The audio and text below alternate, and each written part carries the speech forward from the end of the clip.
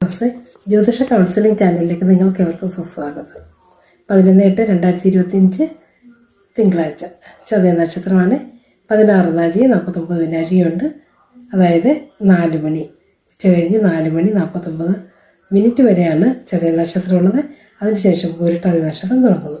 ഈ നക്ഷത്രത്തിൽ ഒരു കുട്ടി ജനിച്ച സമയത്തെ കണക്കാക്കി വേണം ഏത് നക്ഷത്രത്തിലാണ് ഈ കുട്ടി ജനിച്ചത് മനസ്സിലാക്കാൻ. ഇതൊരു ഒന്നാളാണ്. അസുര ഗണത്തിൽപ്പെട്ട ഒരു നക്ഷത്രം കൂടിയാണ്.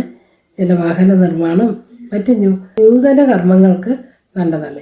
ഈ നക്ഷത്രത്തിൽ മരണം സംഭവിച്ചു കഴിഞ്ഞാൽ ദോഷമുണ്ട്. അകന്നാൾ ദോഷവും വസുഭജക ദോഷവും കൊണ്ട് പരിഹാര കർമ്മങ്ങൾ ചെയ്യേണ്ടതുണ്ട്.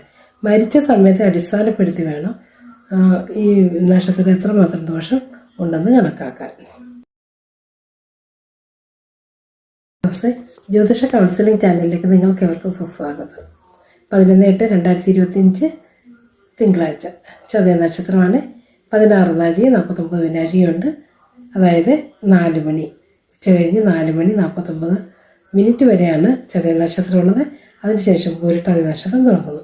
ഈ നക്ഷത്രത്തിൽ ഒരു കുട്ടി ജനിച്ച സമയത്തെ കണക്കാക്കി വേണം ഏത് നക്ഷത്രത്തിലാണ് ഈ കുട്ടി ജനിച്ചത് മനസ്സിലാക്കാൻ. ഇതൊരു ഒന്നാളാണ്. അസുര ഗണത്തിൽപ്പെട്ട ഒരു നക്ഷത്രം കൂടിയാണ്.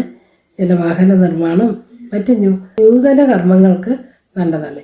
ഈ നക്ഷത്രത്തിൽ മരണം സംഭവിച്ചു കഴിഞ്ഞാൽ ദോഷമുണ്ട്. അകന്നാൾ ദോഷവും വസുഭജക ദോഷവും കൊണ്ട് പരിഹാര കർമ്മങ്ങൾ ചെയ്യേണ്ടതുണ്ട്. മരിച്ച സമയത്തെ അടിസ്ഥാനപ്പെടുത്തി വേണം ഈ നക്ഷത്രത്തിൽ എത്രമാത്രം ദോഷം ഉണ്ടെന്ന് കണക്കാക്കാൻ.